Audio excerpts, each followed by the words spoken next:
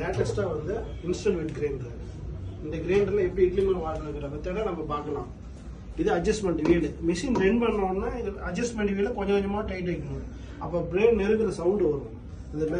அந்த சவுண்ட் வந்து லைட்டாக வந்தோன்னா இது லாக் பண்ணிடணும். இந்த லாக் எதுக்குன்னா அந்த ரிலீஸ் ஆகாமல் இருக்க லாக் பண்ணிவிட்டு நம்ம ஊற வச்ச அரிசியும் தண்ணி ஒரே மாதிரி அள்ளி போடணும். அள்ளியும் போடணும், அதை கொட்டிட்டு கொஞ்சம் கொஞ்சமாக தள்ளி விடலாம். ஆனால் நீங்கள் பழகிற வரைக்கும் அள்ளி போட்டிங்கன்னா உங்களுக்கு ஈஸியாக இருக்கும். அதை எப்படி அரைக்கிறதுக்கு ஒரு மெத்தடை நான் காட்டுறேன் பாருங்கள். ஃபஸ்ட்டு சுவிட்ச் போடுறோம். டைட்டாக வச்சோன்னா ஆஃப் பண்ணிவிட்டு அரிசி வந்து ஒரே மாதிரி போடணும்.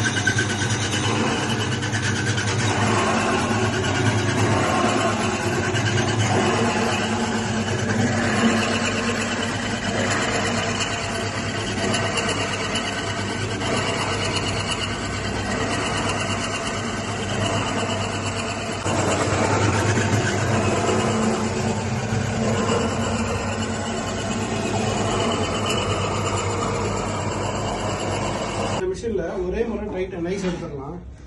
ஒரே முறை நமக்கு மாவு வந்துடும். இருந்தாலும் பழகிற வரைக்கும் அவங்க மெத்தேடு தகுந்த மாதிரி 2 முறை அரைச்சா மாவு நல்லா இருக்கும்.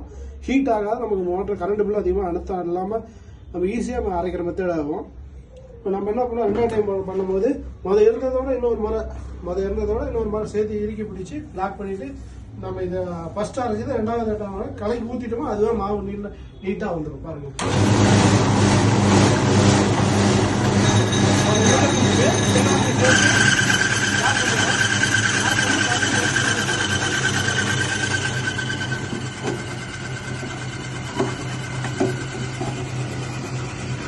இப்போ அதுவே ஆட்டோமேட்டிக்காக இறங்கிக்கும். நமக்கு நைஸு ஒரே மாதிரி மாவு ஹீட் ஆகாமல் 3 நைஸ் ஒரு பாட்டுக்கு நம்ம வச்சுக்கலாம்.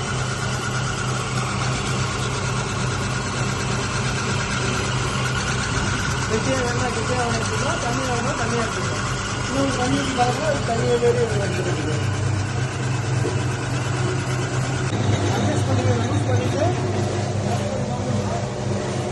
இல்லை அதை மட்டும் அட்ஜஸ்ட் பண்ணிடுவோம். நம்ம இதோட இதுக்கு மேலே கை விடாமல் இதோட வலிச்சுக்கலாம். வலிச்சுட்டு காது பாத்திரம் வலிச்சுட்டு வாஷ் பண்ணிக்கலாம். இது ஆட்டி முடிச்ச பிறகு மெயின்டெனன்ஸ்னா சின்ன வேலை, ஈஸியான வேலை. இந்த 2 நட்டை கழட்டிட்டு நம்ம கழுவி வாஷ் பண்ணி வச்சுட்டா வேலை முடிஞ்சுது. மறுபடியும் நம்ம எப்போ அரைக்கிறோமோ அப்போ எடுத்து போட்டுக்கலாம். மாவு வந்து புளிக்காமல் உங்களுக்கு நீட்டாக வரும். எந்த அளவுக்கு சுத்தமாக வச்சுருக்கோம் அந்த அளவுக்கு நமக்கு மாவு நல்லா பதமாக இருக்கும். 2 நட்டு தான் கழட்டிட்டோமா